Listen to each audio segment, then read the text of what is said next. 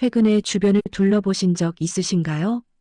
오래 함께해온 친구들이 하나둘 혼자 살기 시작하는 모습 말이에요. 누군가는 배우자를 먼저 떠나보냈고, 누군가는 자녀들이 제 인생을 살러 멀리 나갔고, 또 누군가는 처음부터 혼자 살기로 결정했지요. 처음엔 낯설고 불안했어요. 혼자라니 이게 맞는 건가 하면서요. 하지만 이제 현실입니다. 우리 세대를 바라보면 혼자 사는 노후는 더 이상 특수한 경우가 아니에요. 어쩌다 생긴 일이 아니라 우리 모두가 겪을 가능성 높은 누구나의 현실이 된 거예요. 그렇다면 두 가지 선택지가 있습니다. 하나는 그런 시대가 온 것을 탓하면서 불안해하는 것이고, 또 다른 하나는 이 새로운 시대를 현명하게 준비하고 설계하는 것이지요. 저는 여러분에게 두 번째 선택을 권합니다. 왜냐하면 혼자 산다는 것은 생각보다 나쁜 일만은 아니거든요. 오히려 이렇게 바라보면 어떨까요? 혼자 산다는 것은 내 인생을 내가 온전히 주도할 수 있다는 뜻입니다. 누군가를 맞춰줄 필요도 없고 누군가의 리듬에 맞춰 살 필요도 없어요. 오롯이 나를 위한 시간, 나를 위한 선택, 나를 위한 삶을 설계할 수 있다는 의미입니다. 물론 준비가 필요합니다. 준비 없이 혼자 산다면 불안하고 외로울 수 있지요. 하지만 제대로 된 준비를 하고 현명한 전략을 세운다면 어떨까요? 혼자 살아도 행복할 수 있고 든든할 수 있고 오히려 더 자유로워질 수 있습니다. 오늘 저는 우리 어르신들이 혼자 사는 노후를 행복하고 안전하게 살아내기 위한 5가지 생존 전략을 알려드리려고 합니다. 쉽고 재미있게 그리고 정말 실질적인 조언들이에요. 집을 어떻게 꾸려야 할지, 사람과의 관계는 어떻게 유지할지, 마음은 어떻게 단단히 할지, 경제는 어떻게 준비할지, 그리고 건강은 어떻게 지켜낼지에 대해 말이에요. 이 5가지만 제대로 준비해도 혼자 사는 노후는 결코 외롭거나 불안하지 않습니다. 오늘 이 영상이 여러분의 마음을 조금 더 편하게 해주고 앞으로의 인생을 더 용감하게 설계하도록 도와줄 수 있기를 바랍니다. 왜냐하면 혼자 산다는 것은 약함이 아니라 자신을 사랑하는 지혜이기 때문입니다. 그럼 지금부터 시작해 볼까요? 1. 집과 생활 환경을 스마트하게. 혼자 산다는 것, 그걸 결정하는 순간 가장 먼저 떠올리게 되는 게 뭘까요? 바로 집이에요. 이제 그 집이 단순한 거주 공간이 아니라 내 노후 생활 전체를 좌우하는 가장 중요한 자산이 되는 거죠. 우리가 혼자 사는 동안 하루 중 대부분을 보내는 곳이 어디예요? 집입니다. 아침에 눈을 떠서 밤에 잠드는 그 시간까지 우리는 집 안에서 있어요. 그렇다면 집이 안전하지 않다면 어떻게 될까요? 집이 불편하다면?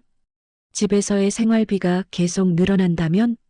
노후 혼자 살기의 성공은 집에서 시작된다고 해도 과언이 아닙니다. 무리 없는 동선, 안전이 먼저다. 우선 현실적인 이야기부터 시작할게요. 혹시 지금 살고 계신 집이 엘리베이터 없는 5층 건물은 아닐까요? 저는 이걸 농담 삼아 체력 테스트 코스라고 부르기도 합니다. 처음엔 별일 아닌 것 같아요. 이 정도 계단쯤이야 괜찮지 싶지요. 그런데 50대에서 60대, 70대로 나이가 들어가면서 어떻게 될까요? 하루에 여러 번 오르내려야 하는 계단이 점점 무거워져요. 그러다 보면 물건을 잠깐 사올 건데 하는 간단한 심부름도 꺼리게 됩니다. 외출 자체가 체력을 소모하는 일이 되어버리는 거죠. 그러면서 자연스럽게 집 안에만 틀어박혀 있게 돼요. 그리고 그게 바로 고립과 우울의 시작이 되곤 합니다. 따라서 처음부터 생각을 해보세요. 혼자 살 거라면 적어도 이동이 편한 곳이어야 한다고요. 엘리베이터가 있다면 가장 좋겠고, 없다면 최대한 낮은 층에 사는 게 현명합니다. 그리고 실내 동선도 중요해요. 거실에서 화장실까지 가는 길이 복잡하고 위험하다면 밤중에 화장실을 가는 일 자체가 스트레스가 되어버려요. 우리 어르신들이 가장 두려워하는 게 뭔지 아세요? 바로 넘어지는 거예요. 집에서 미끄러워 넘어지거나 문제의 가구에 부딪혀 다치는 일들. 이건 단순한 부상이 아니라 인생을 완전히 바꿔놓을 수 있거든요. 한번 크게 다치면 움직임이 줄어들고, 그러면 근력이 떨어지고 결국 더 위험해지는 악순환에 빠져요. 그래서 저는 이렇게 권하고 싶어요. 집을 다시 한번 둘러보세요. 불필요한 물건들이 복도를 막고 있지는 않은가요? 욕실 바닥이 미끄럽지는 않은가요? 침대에서 일어날 때 잡을 손잡이가 있는가요? 화장실에는 안전바가 설치되어 있는가요? 이런 것들은 비용이 많이 드는 게 아닙니다. 간단한 손잡이, 미끄럼 방지 매트, 밝은 조명 정도면 충분해요. 하지만 이런 작은 준비 하나가 매일의 안전을 지켜내고 결국 독립적인 생활을 가능하게 해주는 거예요. 편리함이 자립심을 만든다. 이제 다음 단계로 나아가 봅시다. 집이 안전하다면 이제 생각해 볼 건 편리함이에요. 혼자 산다는 건 모든 걸 내가 챙겨야 한다는 뜻이거든요. 조금 직설적으로 말하면 나이가 들면서 할 수 없는 일들이 생깁니다. 그 현실을 받아들이는 게 가장 먼저죠. 무거운 빨래를 손으로 짜는 일, 높은 선반의 물건을 꺼내는 일, 밥을 매번 새로 지어야 하는 일들. 이런 것들이 점점 부담이 돼요. 그렇다면 현명한 선택은 뭘까요? 기술을 활용하는 거예요. 드럼 세탁기가 있다면 손으로 짜야 할 일이 사라집니다.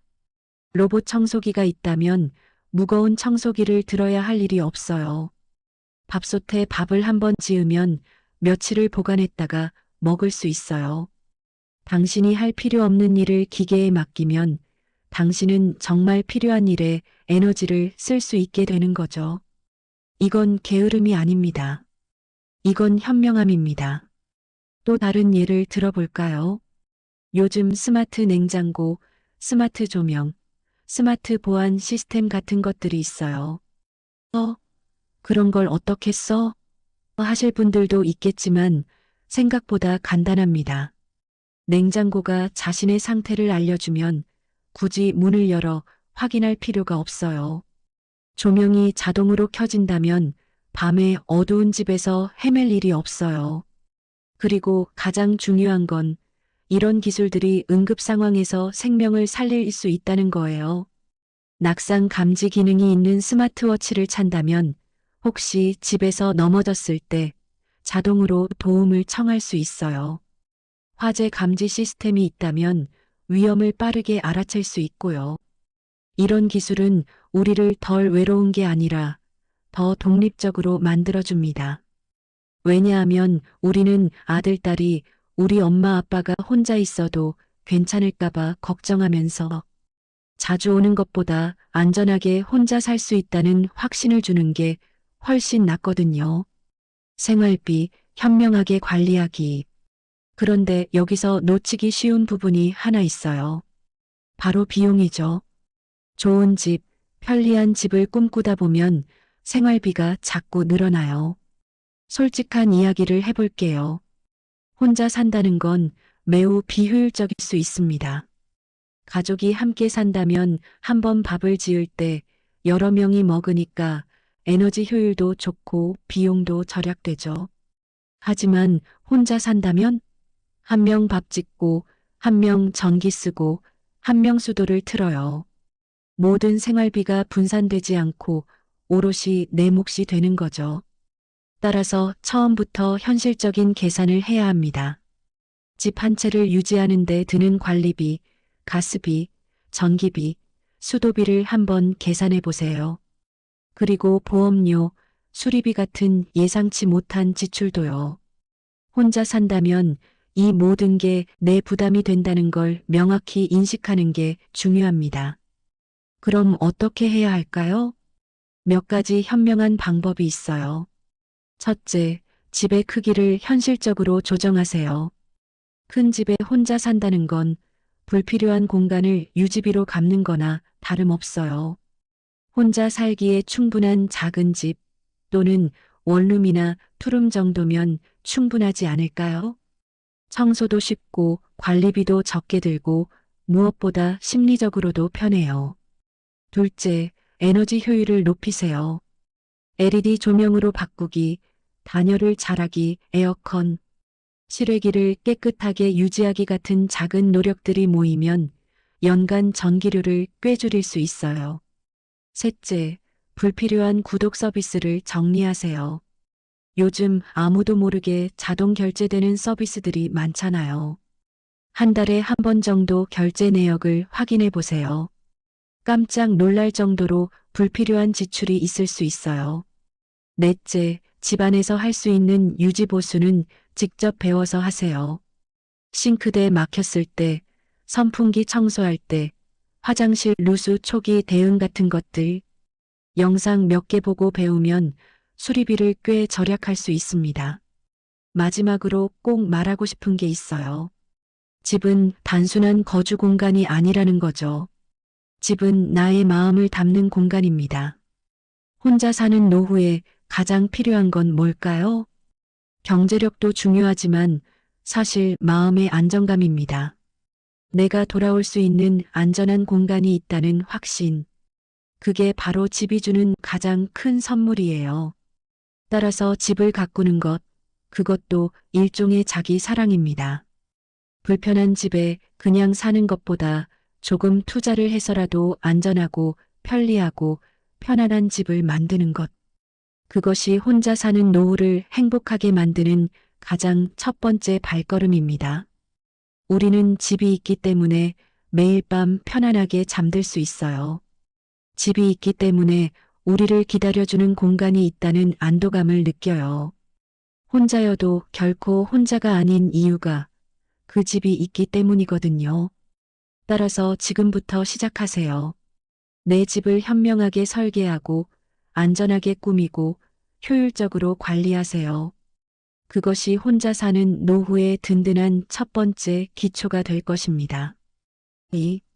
인간관계는 선택과 집중. 혼자 산다고 해서 정말 혼자인 건 아닙니다. 오히려 반대예요. 지금 우리 곁에는 수많은 사람들이 있어요. 가족이 있고, 친구들이 있고, 이웃이 있고, 또 우리가 만날 수 있는 많은 사람들이 있죠. 문제는 그 모든 사람들과 관계를 유지할 수 없다는 거예요. 혼자 살기 전에 가족과 함께 살 땐 어떻게 관계가 유지됐나요? 자연스러웠어요. 아침에 눈을 떠서 밥을 먹고 저녁에 모여 앉아 있으면서 말 안 해도 연결되어 있었죠. 하지만 혼자 산다면 모든 관계가 의식적으로 만들어져야 합니다.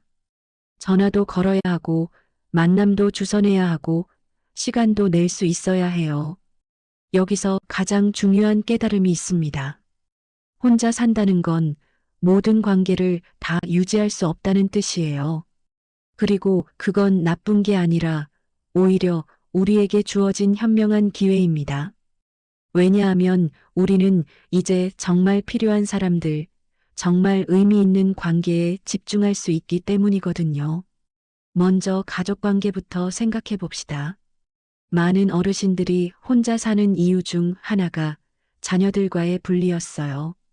자식들이 자기 인생을 살려나갔고 우리는 혼자 남겨졌다고 느끼는 거죠. 그 상실감이 깊어요. 정말로요. 하지만 이렇게 생각해 보면 어떨까요? 이제 우리와 자녀들의 관계는 완전히 새롭게 설계될 수 있다는 거예요.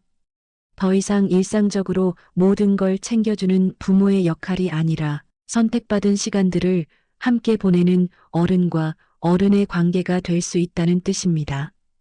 따라서 무리해서 자주 보려고 하지 마세요. 대신 의미 있게 만나세요.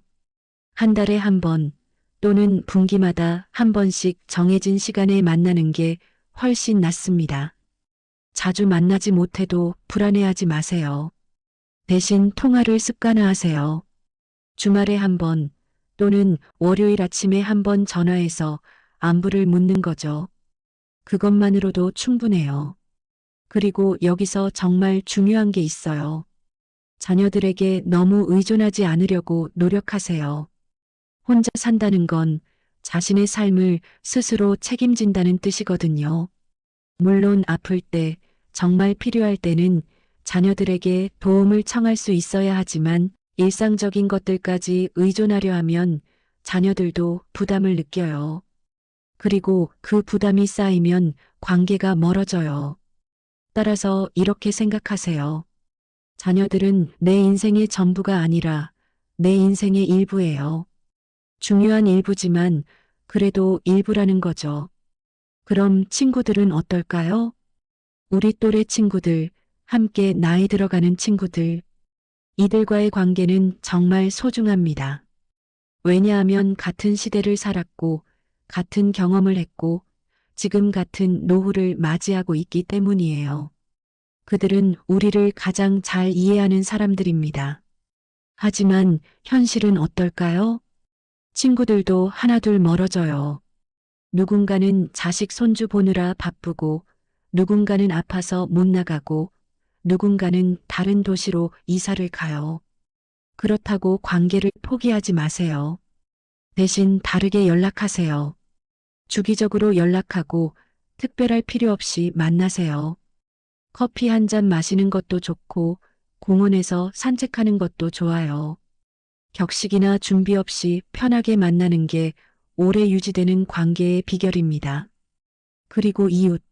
혼자 산다면 이웃의 중요성이 정말 커져요. 급할 때 물어볼 수 있는 사람, 우리 안부를 챙겨주는 사람, 그게 바로 이웃입니다. 요즘 많은 아파트에서는 이웃과 인사를 나누기도 어려워 보여요. 모두들 고개를 숙이고 지나가죠. 하지만 우리 세대는 달라요. 우리는 이웃이 나와 함께하는 공동체라는 걸 알고 있어요. 따라서 의도적으로 이웃과 인사하세요. 엘리베이터에서 만났을 때, 계단에서 만났을 때, 간단하게 안녕하세요 하고 인사하세요. 그 인사가 쌓이면 어느 날 누군가 우리가 며칠 보이지 않을 때, 요즘 안 보였는데 괜찮으신가요? 하고 물어봐 줄 거예요. 그게 바로 공동체의 힘이고, 혼자 살아도 혼자가 아닐 수 있는 가장 큰 이유입니다. 이제 생각해 볼 게 있어요. 혼자 산다는 건 새로운 인간관계를 만들 수 있는 기회이기도 합니다. 그동안 가족 때문에 못했던 것들, 친구들과 안 맞아서 못했던 취미나 활동들, 이제는 할 수 있어요. 지역 커뮤니티에 참여해 보세요. 대부분의 동네에는 주민센터, 도서관, 여성회관, 노인대학, 문화센터 같은 곳들이 있어요. 이런 곳들은 정말 다양한 프로그램을 제공합니다. 미술, 서예, 노래, 춤, 요리, 영어, 컴퓨터, 정말 많아요. 혹시 평생 하고 싶었던 게 있지 않나요? 지금이 바로 그걸 할 시간입니다. 그리고 거기서 만나는 사람들과 자연스럽게 관계가 형성돼요. 같은 관심사를 가진 사람들이니까 말도 잘 통하고 편하게 지낼 수 있어요. 취미 모임도 좋아요. 요즘은 정말 다양한 동호회들이 있거든요. 산악회, 서예회, 독서 모임, 그림 그리기, 가든 같은 것들. 이런 모임에 참여하면 주기적으로 만나는 사람들이 생겨요. 그러다 보면 어느 순간 그들이 새로운 친구가 되어 있어요. 문화활동도 추천합니다. 영화 보기, 연극 보기, 전시 가기 같은 것들. 혼자 가도 좋지만 누군가와 함께 가면 더 좋아요. 그리고 그 경험을 나누며 대화하는 시간도 소중합니다. 여기서 한 가지 말하고 싶은 게 있어요. 혹시 SNS가 부담스럽진 않으신가요? 많은 어르신들이 나는 그런 거 못해 라고 하세요. 하지만 생각을 바꿔보세요. SNS는 어려운 기술이 아니라 우리가 사람들과 만나는 새로운 방식입니다. 요즘 정말 많은 어르신들이 페이스북, 카카오톡, 인스타그램을 쓰고 계세요. 그리고 그곳에서 멋진 관계들을 만들고 계세요. 자기 손주 사진을 올리고 손자에게 댓글을 달고 친구들의 소식을 나누고 그게 바로 현대의 인간관계인 거죠. 처음엔 낯설 수 있어요. 하지만 한번 배우고 나면 생각보다 쉽습니다. 그리고 무엇보다 이걸 통해 우리는 멀리 떨어진 친구와 자녀들과 언제든 연결될 수 있어요. 비디오 통화도 하고 사진도 공유하고 음성 메시지도 보낼 수 있어요. 거리가 관계를 끊지 못하게 해주는 거죠. 특히 요즘 시대에는 이게 정말 중요합니다. 지역의 정보도 카톡으로 나누고 건강 정보도 온라인으로 얻고 취미 모임도 온라인에서 찾고 이 모든 게 우리를 세상과 연결시켜줘요. 다만 한 가지 주의할 점이 있어요. 과하지 않게 하세요. 너무 자주 확인하거나 SNS에 빠져서 현실을 놓치지 마세요. SNS는 도구일 뿐 우리 인생의 전부는 아니거든요. 그리고 온라인에서도 새로운 친구들을 만날 수 있어요. 같은 관심사를 가진 사람들이 모이는 온라인 커뮤니티, 온라인 강의를 함께 듣는 사람들. 이들과 관계를 맺으면 혼자인 시간도 훨씬 덜 외로워져요. 관계는 질 양이 아니다. 마지막으로 꼭 말하고 싶어요. 혼자 산다고 해서 모든 사람과 관계를 유지하려고 애쓰지 마세요. 그건 불가능하고 그렇게 하면 더 지칩니다. 대신 정말 의미 있는 사람들에게 집중하세요. 자녀들, 진심 어린 친구들, 함께하는 커뮤니티의 사람들. 이 사람들과 깊은 관계를 유지하는 게 훨씬 중요해요. 그리고 관계는 일방적이지 않다는 것도 기억하세요. 내가 자꾸 연락하고 만남을 주선해야 한다면 그건 일방적인 관계일 수 있어요. 관계는 상호적이어야 합니다. 상대도 내게 연락하고 내 소식을 묻고 함께하고 싶어 하는 관계. 그런 관계를 찾고 그런 관계를 소중히 해야 해요. 혼자 산다는 건 외로운 게 아니라 선택과 집중을 할 수 있는 기회입니다. 더 이상 의무적인 관계에 시간을 쓸 필요가 없어요. 대신 우리가 정말 사랑하는 사람들, 정말 함께하고 싶은 사람들과의 관계에 에너지를 쏟을 수 있어요. 그렇게 관계를 재설계하면 혼자여도 결코 고립되지 않습니다. 오히려 더 의미 있는 관계들로 둘러싸여 있게 돼요. 가족과의 새로운 관계, 친구들과의 깊어진 우정, 이웃과 공동체의 따뜻함, 그리고 새로운 취미와 커뮤니티에서 만나는 새로운 인연들. 이 모든 게 우리의 노후를 채워줄 거예요. 따라서 지금부터 생각해 보세요. 누가 우리 삶에 정말 중요한 사람인가를, 그리고 그 사람들과의 관계를 현명하게 유지하되 동시에 새로운 인연들을 열린 마음으로 맞이해 보세요. 혼자 산다는 건 외로움이 아니라 자유이고 그 자유 속에서 우리는 정말 의미 있는 관계들을 만들어낼 수 있습니다. 3. 마음 준비, 자기주도 노후. 혼자 산다는 건 결국 나 자신과 오래 함께한다는 뜻이에요. 아침에 눈을 떠서 밤에 잠드는 그 모든 시간을 나 혼자와 보낸다는 거죠. 그렇다면 그 시간이 즐거워야 하지 않을까요? 그리고 그 시간이 의미 있어야 하지 않을까요? 여기서 가장 중요한 게 뭐라고 생각하세요? 돈도 중요하고 건강도 중요하고 관계도 중요하지만 사실 가장 중요한 건 마음입니다. 우리의 마음가짐이 우리의 노후 전체를 좌우하거든요. 우울한 마음으로 혼자 산다면 그건 감옥이에요. 하지만 즐거운 마음으로 혼자 산다면 그건 자유로움입니다. 따라서 지금부터 우리가 할 일은 우리의 마음을 단단하고 즐겁게 만드는 거예요. 지금까지 우리가 미루고 있던 게 뭐가 있나요? 하고 싶었는데 시간이 없었던 것들, 배우고 싶었는데 기회가 없었던 것들, 도전하고 싶었는데 겁이 났던 것들. 이제 그걸 할 시간이 생겼어요. 혼자 산다는 건 내 시간을 전부 나를 위해 쓸 수 있다는 뜻입니다. 아침 일찍 일어나서 명상을 할 수도 있고, 오후에 취미 활동을 할 수도 있고, 밤에 책을 읽을 수도 있어요. 누가 밥은? 하고 물어보지도 않고, 누가 어디 가니? 하고 묻지도 않아요. 오롯이 내 시간, 내 선택이 되는 거죠. 그래서 저는 이렇게 권하고 싶어요. 지금부터 하나의 취미를 정해보세요. 그것이 뭐든 상관없어요. 그림 그리기, 글쓰기, 악기, 요리, 정원 가꾸기, 독서, 영화, 여행 준비, 사진. 정말 뭐든 괜찮습니다. 중요한 건 그것이 당신을 흥미롭게 하고 당신의 마음을 설레게 만드는가 하는 거예요. 많은 어르신들이 이런 말씀을 하세요. 지금 뭘 배워?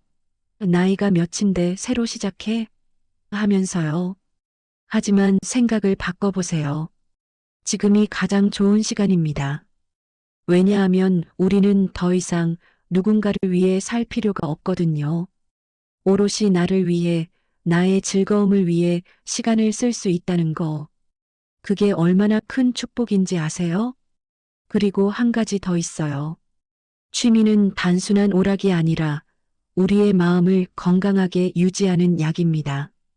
그림을 그리는 동안 우리는 세상의 복잡한 일들을 잠시 잊고 순수하게 그 순간에 집중해요. 음악을 할 때, 글을 쓸 때, 책을 읽을 때 우리의 뇌는 활발하게 움직여요. 그게 치매 예방에도 도움이 되고 우울증 예방에도 도움이 돼요.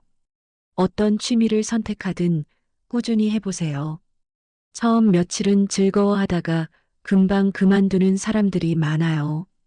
하지만 진짜 취미의 즐거움은 조금 시간이 지난 후에 찾아와요. 어느 정도 실력이 생기고 그 속에 빠져들기 시작할 때쯤이에요. 따라서 최소한 3개월은 꾸준히 해보세요. 그리고 여기서 한 가지 더 추가하고 싶은 게 있어요. 취미는 좋지만 동시에 자신을 발전시켜 보세요. 새로운 지식을 배워보는 거예요. 요즘 정말 좋은 시대예요. 온라인 강의, 유튜브 교육 영상, 책, 팟캐스트. 정말 원하는 모든 걸 배울 수 있어요. 역사를 배우고 싶다면 다큐멘터리를 봐도 되고, 새로운 언어를 배우고 싶으면 앱으로 배울 수 있어요. 컴퓨터를 배우고 싶으면 동영상으로 쉽게 배울 수 있죠. 이런 학습은 우리의 마음을 젊게 유지시켜 줍니다. 새로운 것을 배운다는 건 우리의 뇌를 자극한다는 뜻이거든요. 그리고 새로운 지식은 우리의 관계를 더욱 풍성하게 해줘요. 친구들과 대화할 때 더 많은 주제로 이야기할 수 있고, 손주들과 대화할 때도 더 많은 것들을 공유할 수 있어요. 특히 추천하는 게 있어요. 역사를 배워보세요. 우리나라의 역사, 세계의 역사를 배우다 보면 현재가 더 의미 있어 보여요. 우리가 살아온 시대가 얼마나 특별한 시대였는지, 우리가 얼마나 큰 변화를 겪으면서 살아왔는지를 알 수 있거든요. 또는 과학을 배워봐도 좋아요. 우주, 인체, 자연. 이런 것들을 배우다 보면 세상이 정말 신비롭다는 걸 느껴요. 그리고 그 신비로움이 우리의 마음을 겸손하고 따뜻하게 만들어줘요. 혹은 철학이나 종교 경전을 읽어봐도 좋습니다. 인간이란 뭔지, 삶이란 뭔지, 죽음이란 뭔지에 대해 생각해 보면서 우리의 인생이 더 깊어져요. 이제 좀 더 깊은 이야기를 해봅시다. 혼자 산다는 건 모든 결정을 내가 해야 한다는 뜻이에요. 크든 작든 모든 게 내 책임이 되는 거죠. 이걸 받아들이지 못하면 힘들어요.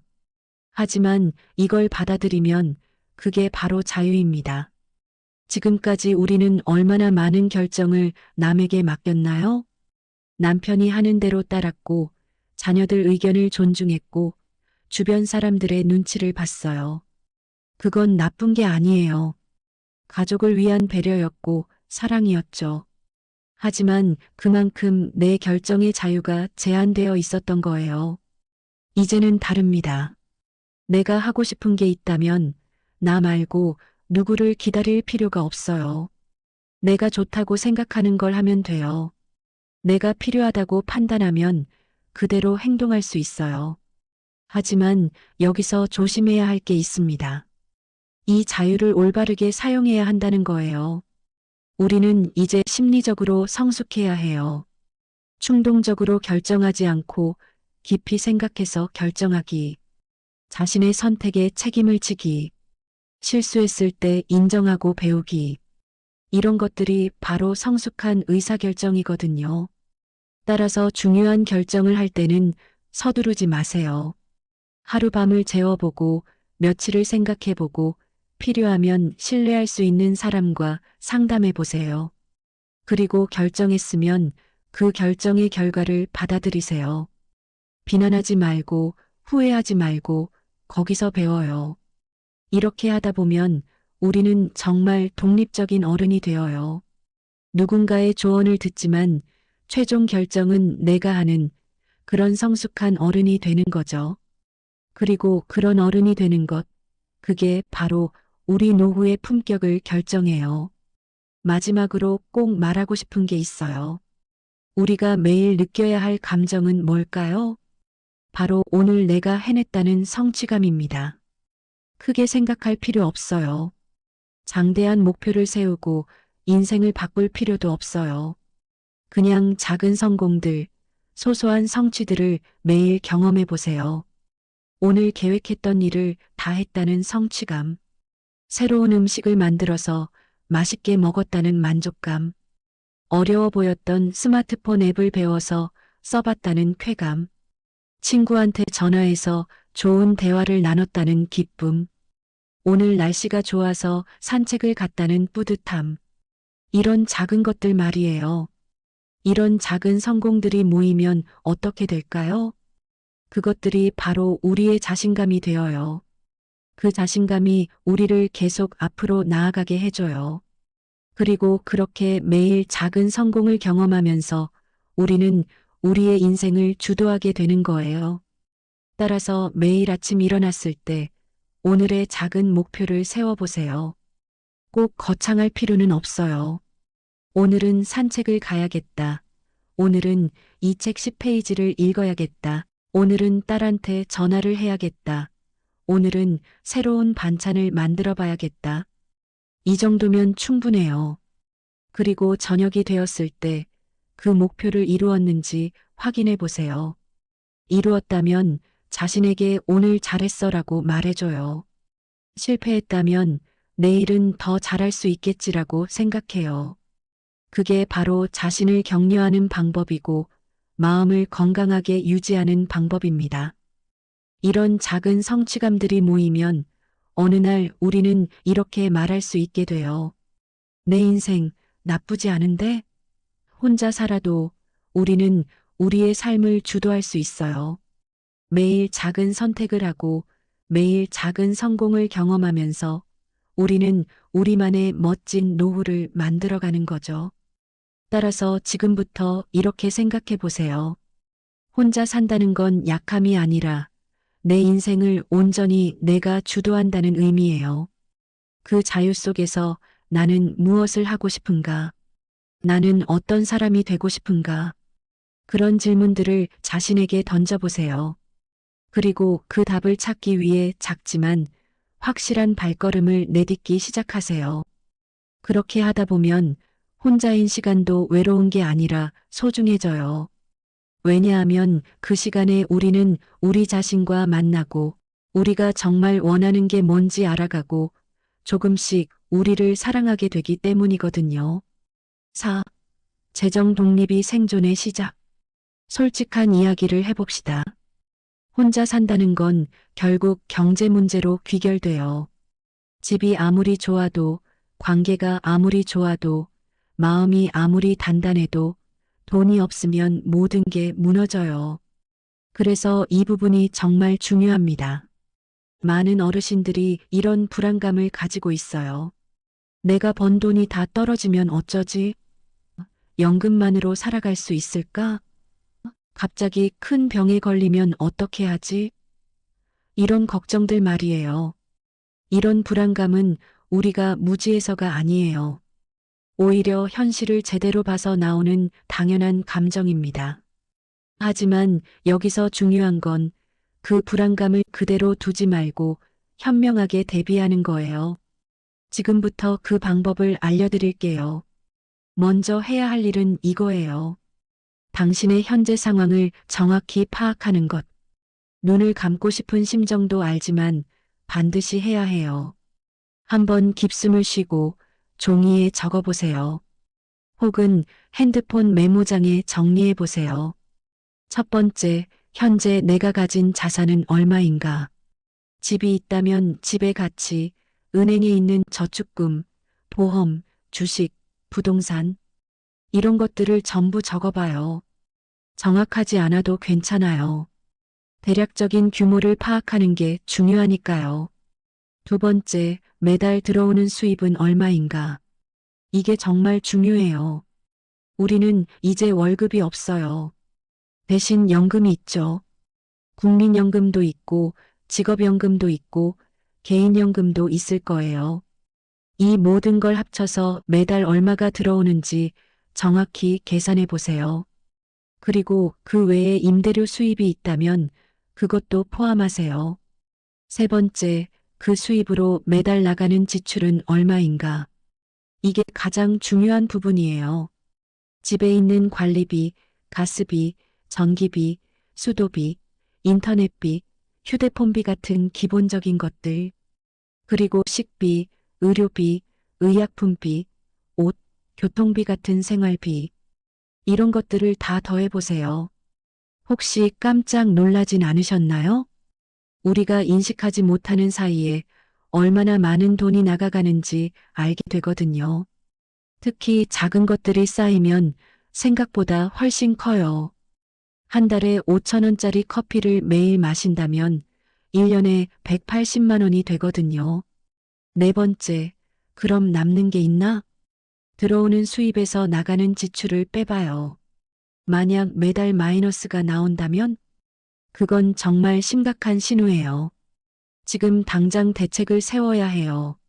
만약 플러스가 나온다면 그게 당신이 저축할 수 있는 여유이고 혹시의 상황에 대비할 수 있는 재정입니다.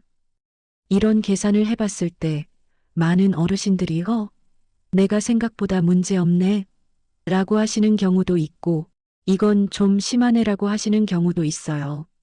어느 쪽이든 중요한 건 현실을 정확히 아는 거예요. 무지한 불안감은 우리를 마비시키지만 명확한 현실은 우리를 행동하게 해주거든요. 이제 당신의 재정 상황이 어느 정도 파악되었다면 그 다음 할 일은 그것을 현명하게 관리하는 거예요. 먼저 연금에 대해 이야기해 봅시다.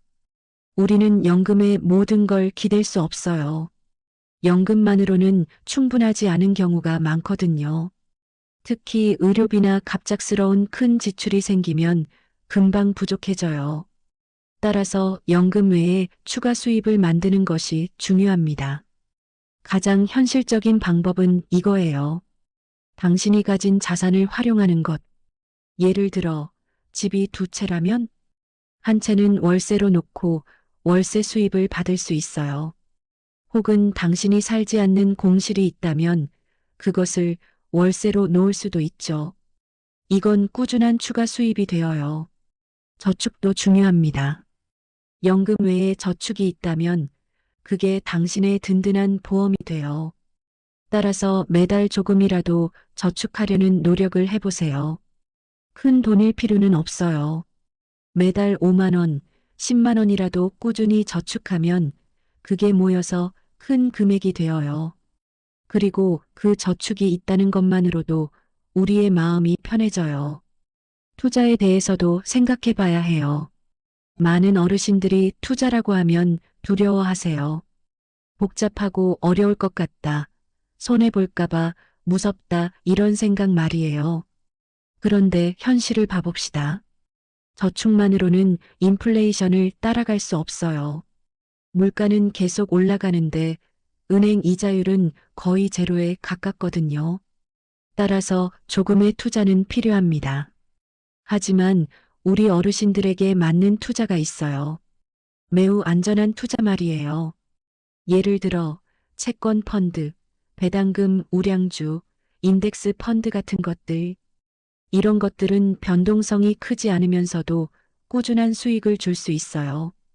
혹은 부동산 투자도 생각해 볼 수 있어요. 당신이 살지 않는 작은 원룸이나 오피스텔을 구매해서 월세로 놓는 거죠. 이건 장기적으로 꽤 안정적인 수익을 만들어 줄 수 있습니다. 하지만 투자를 할 때는 반드시 한 가지를 기억하세요. 절대 빌려서 투자하지 마세요. 당신이 가진 자산 범위 내에서만 투자하세요. 이미 연금이라는 정해진 수입이 있는데 거기 추가로 빚까지 지면 우리는 옥죄인 상황이 돼버려요. 예상치 못한 지출, 비상금 확보. 이제 가장 중요한 부분입니다. 바로 비상금이에요. 혼자 산다는 건 예상치 못한 상황에 매우 취약하다는 뜻입니다. 집에 큰 수리가 필요할 수도 있고, 갑자기 병에 걸릴 수도 있고, 가족의 경조사가 생길 수도 있어요. 이런 상황들이 생기면 많은 돈이 들어가요. 따라서 우리는 비상금을 반드시 준비해야 합니다. 보통 생활비의 3개월에서 6개월분 정도를 비상금으로 확보하는 게 안전해요. 예를 들어 당신의 월 생활비가 200만 원이라면 최소 600만 원에서 1200만 원을 비상금으로 따로 보관해 두는 거죠. 이 비상금은 꼭 정기예금에 넣을 필요는 없어요. 언제든 쓸 수 있어야 하니까요. 월급 통장이 아닌 별도의 통장에 묵혀두는 것만으로도 충분합니다. 하지만 핵심은 이 돈은 일상적인 생활비로 쓰면 안 된다는 거예요. 정말 긴급한 상황에만 써야 해요. 그리고 이 비상금을 만들기 위해 처음엔 조금 힘들 수도 있어요. 매달 저축하다 보면 얼마나 걸릴까요? 하지만 필요한 투자라고 생각하세요. 이 비상금 때문에 우리는 갑작스러운 상황에 마음 편하게 대처할 수 있거든요. 또 하나 중요한 게 보험이에요.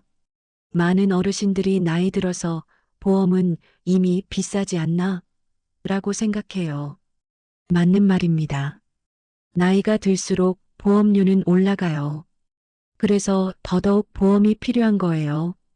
당신이 혼자 산다면 특히 필요한 보험들이 있습니다. 의료보험, 상해보험, 화재보험, 그리고 가능하면 간병보험. 이런 것들이 당신을 보호해 줄 거예요. 의료보험과 상해보험은 혹시 큰 사고나 질병에 대비하는 거고, 화재보험은 집과 당신의 물건을 보호하는 거고, 간병보험은 혹시 오래 누워있게 될 상황에 대비하는 거죠. 이런 보험들이 비용이 들긴 하지만 그 보험금으로 우리를 지켜줄 수 있어요. 보험을 들 때는 꼼꼼히 비교해 보세요. 지금은 인터넷에서 쉽게 보험료를 비교할 수 있거든요. 그리고 필요한 보장 항목만 선택해서 들면 보험료를 조금 줄일 수 있어요. 모든 것을 보장받으려고 하면 너무 비싸니까요. 마지막으로 한 가지 더. 혼자 산다면 당신의 생활비를 줄이는 것도 중요합니다. 하지만 이건 절약이라는 게 아니라 현명한 소비예요. 예를 들어 정기 구독 서비스들을 정리해 보세요. 스트리밍 서비스, 멤버십, 자동 결제되는 서비스들. 한 달에 얼마나 많은 돈이 새나가고 있는지 모르거든요. 그리고 필요한 것과 원하는 것을 구분해 보세요. 당신이 정말 필요한 것에는 아낌없이 돈을 쓰되 단순히 원하는 것들은 조금 참아보세요. 예를 들어 건강식품은 필요하니까 사도 되지만 충동적인 쇼핑은 자제하는 거죠. 또한 대량 구매나 세일을 활용해 보세요. 처방약이나 비타민 같은 것들은 한두 개씩 사는 것보다 한꺼번에 여러 개를 사는 게 훨씬 저렴해요. 그리고 세일 시즌에 필요한 옷이나 물품을 미리 구매해 두는 것도 좋은 방법입니다. 결국 이 모든 게 뭐를 위한 건가요? 그건 우리가 누군가의 짐이 되지 않기 위함입니다. 우리가 누군가에게 돈을 빌리거나 도움을 받지 않기 위함이에요. 우리의 노후를 우리가 책임지기 위함입니다. 혼자 산다는 건 경제적으로도 독립해야 한다는 뜻입니다. 그리고 그것은 우리의 자존심이에요. 자신의 삶을 자신의 돈으로 책임진다는 것. 그게 얼마나 자랑스러운지 아세요? 따라서 지금부터 시작하세요. 당신의 재정 상황을 정확히 파악하고 현명하게 관리하고 미리 준비하세요. 그렇게 하면 혼자 살아도 결코 불안하지 않습니다. 오히려 당신은 당신의 인생을 온전히 책임지는 자존심 높은 어르신이 될 거예요. 연금이 들어오는 날, 이제는 불안감보다 감사함을 느낄 수 있을 거예요. 왜냐하면 당신은 준비를 했으니까요. 그리고 그 준비가 당신을 지켜줄 테니까요.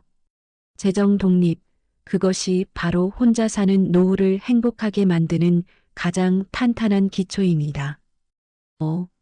건강은 자산이다. 혼자 산다는 것, 그 현실에서 가장 무서운 게 뭘까요? 바로 건강을 잃는 거예요. 당신이 아플 때 누가 대신 약을 타주나요? 누가 밥을 차려줄까요? 누가 병원에 데려갈까요? 혼자 산다면 모든 게 당신의 몫이 되는 거죠. 따라서 건강은 더 이상 선택이 아니라 필수입니다. 우리가 독립적으로 살아가기 위해서는 무엇보다 건강한 몸이 필요해요. 당신의 건강이 당신의 자산이고 당신의 생명이고 당신의 자유인 거죠. 먼저 운동에 대해 이야기해 봅시다. 많은 어르신들이 이렇게 말해요. 나이가 이 정도면 뭐해? 편하게 쉬는 게 낫지. 그런데 생각을 바꿔보세요. 지금 편하게 쉬는 것이 나중에 정말 힘들어지는 원인이 될 수 있다는 거죠. 우리 몸은 마치 기계처럼 써야 유지돼요. 자동차도 안 타면 고장이 나고 컴퓨터도 안 쓰면 먹통이 되죠. 우리 몸도 마찬가지예요. 안 움직이면 근력이 떨어지고 뼈가 약해지고 신진대사가 느려져요. 그러면서 점점 몸이 딱딱해지고 움직이기 힘들어져요. 반대로 꾸준히 운동하면 어떻게 될까요? 우선 근력이 유지돼요. 그러면 일상적인 것들을 쉽게 할 수 있어요. 짐을 들고 계단을 오르고 혼자서도 신발을 신을 수 있어요. 그게 바로 독립적으로 살 수 있는 기초거든요. 또한 운동은 우리의 마음을 건강하게 만들어요. 운동을 하면 엔도르핀이라는 행복 호르몬이 분비돼요. 그래서 운동 후에 기분이 좋아지고 스트레스가 풀리는 거예요. 특히 혼자 사는 우리에게는 이게 정말 중요해요. 그럼 어떤 운동을 해야 할까요? 복잡할 필요 없어요. 가장 좋은 운동은 우리가 꾸준히 할 수 있는 운동입니다. 요가, 태극권, 수영, 산책, 스트레칭, 이런 것들이 모두 좋아요. 중요한 건 무엇을 하는가가 아니라 얼마나 꾸준히 하는가입니다. 저는 특히 추천하고 싶은 게 있어요.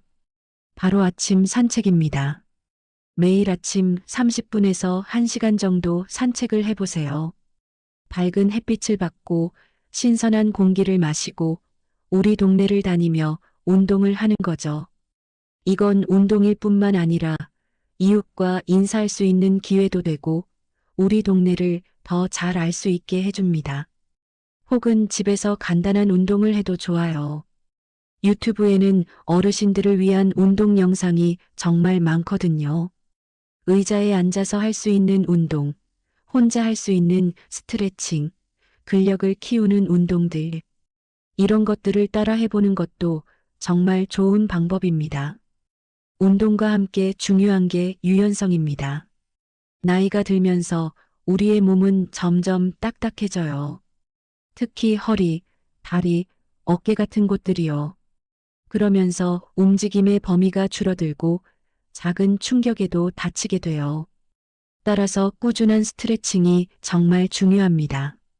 아침에 일어났을 때 5분 정도 저녁에 자기 전에 5분 정도만 스트레칭을 해도 우리의 유연성을 많이 유지할 수 있어요. 천천히 무리하지 않으면서 몸의 여러 부위를 늘려주는 거죠. 유연성을 잃지 않는다는 것, 그건 단순한 운동이 아니라 생명선입니다. 혼자 살면서 넘어졌을 때 당신의 몸이 유연하면 충격을 완화할 수 있어요. 움직임의 범위가 넓으면 일상적인 것들을 더 쉽게 할 수 있고요. 이제 생각을 좀 더 확대해 봅시다.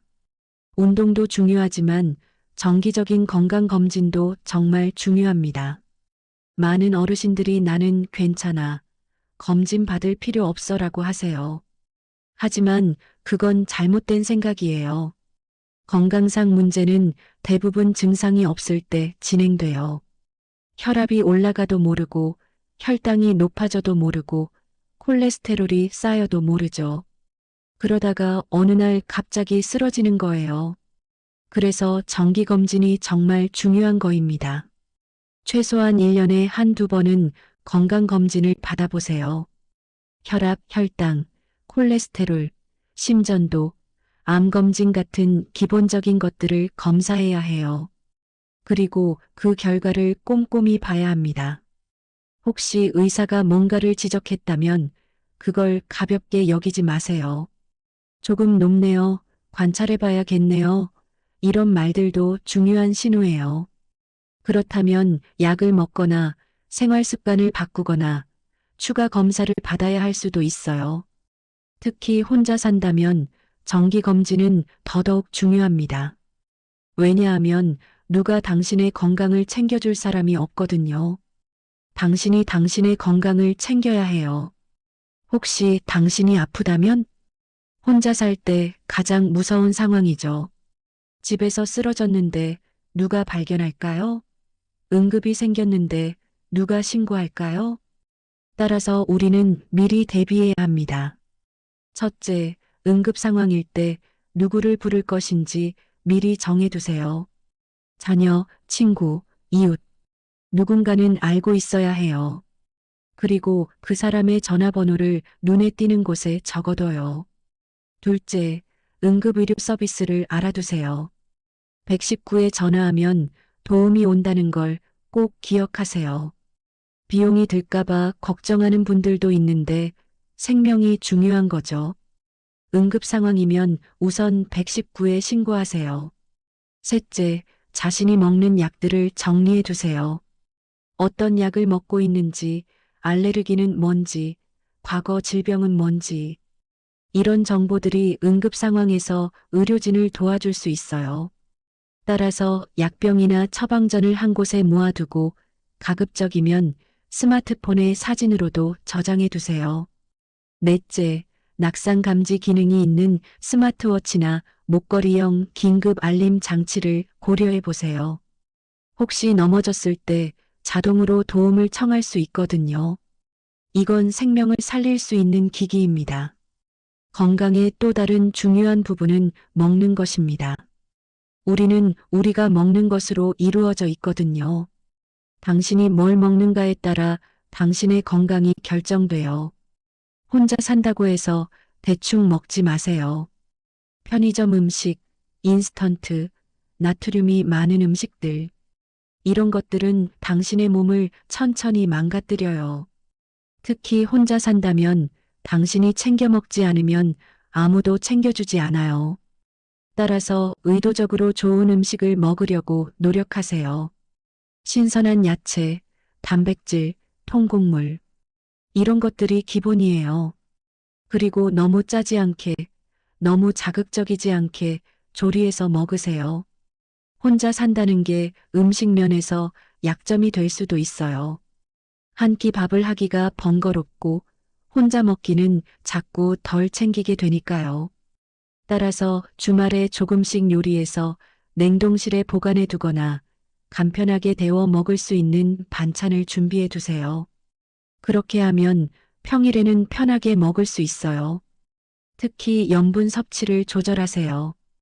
우리 어르신들 중 많은 분들이 고혈압이 있으신데 그건 주로 염분 때문이거든요.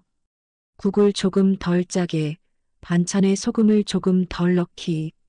이런 작은 노력들이 당신의 혈압을 지켜줄 거예요. 마지막으로 한 가지 더. 바로 수면입니다.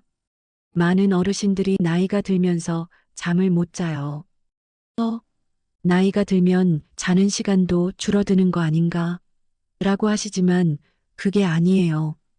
우리는 여전히 충분한 수면이 필요합니다. 깊고 질 좋은 수면을 위해서는 몇 가지가 필요합니다. 매일 같은 시간에 자고 일어나기, 자기 전에 휴대폰 보지 않기, 침실을 어둡고 조용하게 유지하기, 자기 전에 따뜻한 음료 마시기. 이런 것들이 우리의 수면을 도와줄 거예요. 혹시 잠이 안 온다면 의사와 상담해 보세요.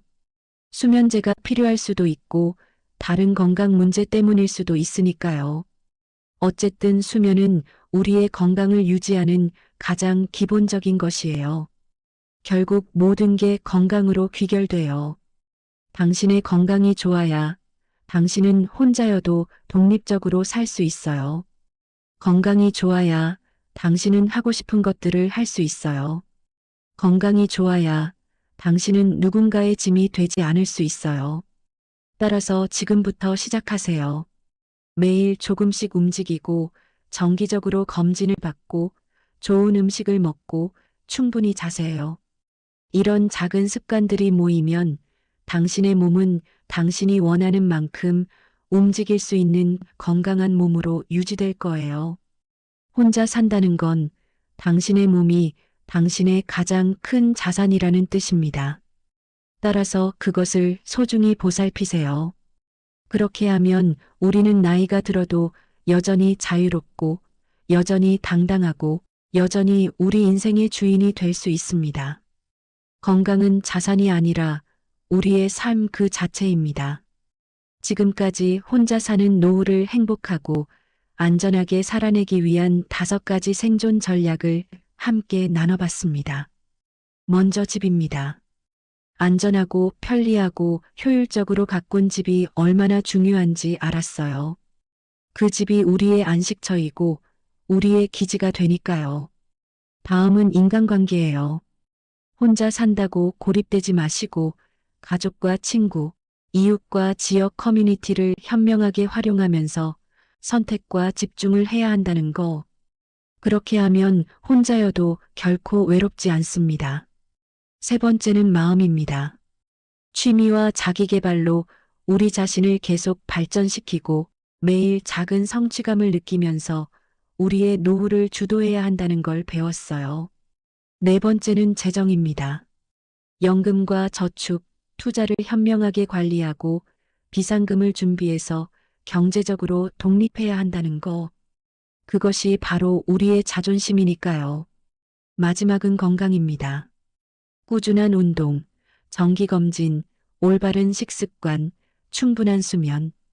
이 모든 게 우리를 독립적으로 살 수 있게 해주는 가장 기본적인 토대예요. 그런데 여기서 놓치지 말아야 할 게 있어요. 이 5가지는 따로따로 작동하는 게 아니라는 거예요. 이들은 서로 연결되어 있습니다. 건강해야 일상을 챙길 수 있고, 경제력이 있어야 의료비를 낼 수 있고, 마음이 단단해야 위기를 견딜 수 있고, 관계가 있어야 도움을 청할 수 있고, 집이 편해야 모든 게 수월해져요. 이 5가지가 유기적으로 함께 움직일 때, 비로소 우리는 혼자여도 안전하고 행복한 노후를 맞이할 수 있는 거죠. 그리고 가장 중요한 메시지가 있어요. 혼자 산다는 것은 약함이 아닙니다. 오히려 그건 자신을 사랑할 줄 아는 사람, 자신의 인생을 주도할 줄 아는 사람, 그리고 현실을 마주할 용기가 있는 사람이 할 수 있는 선택이에요. 당신이 지금 혼자 산다면 그것은 당신이 약해서가 아니라 당신이 충분히 성숙했기 때문일 수도 있습니다. 오늘부터 작은 준비를 시작하세요. 집을 조금 더 안전하게 만들고 친구들에게 전화를 걸고 하나의 취미를 시작하고 당신의 재정 상황을 정리하고 산책을 가보세요. 이런 작은 것들이 모이면 어느 날 당신은 이렇게 말할 수 있게 될 거예요. 혼자지만 괜찮아. 오히려 자유로워. 혼자 사는 노후는 비극이 아니라 기회입니다. 새로운 인생을 설계할 수 있는 기회, 자신을 온전히 사랑할 수 있는 기회, 그리고 인생의 가장 소중한 시간들을 의미 있게 보낼 수 있는 기회예요. 이 영상이 여러분의 마음을 조금이라도 위로했다면, 혹은 앞으로의 노후를 준비하는 데 도움이 되었다면 정말 다행입니다. 우리 모두 함께 이 시대를 현명하게 살아가요. 좋아요와 구독 부탁드립니다. 여러분의 관심과 응원이 저에게 더 좋은 콘텐츠를 만들 수 있는 힘이 되거든요. 그리고 댓글로 여러분의 이야기, 여러분의 준비 과정, 혹은 여러분의 응원의 말씀을 나눠주세요. 우리는 함께입니다. 혼자 사는 노후, 함께 준비하고, 함께 응원하고, 함께 그 길을 걸어가요. 여러분의 행복한 노후를 진심으로 응원합니다.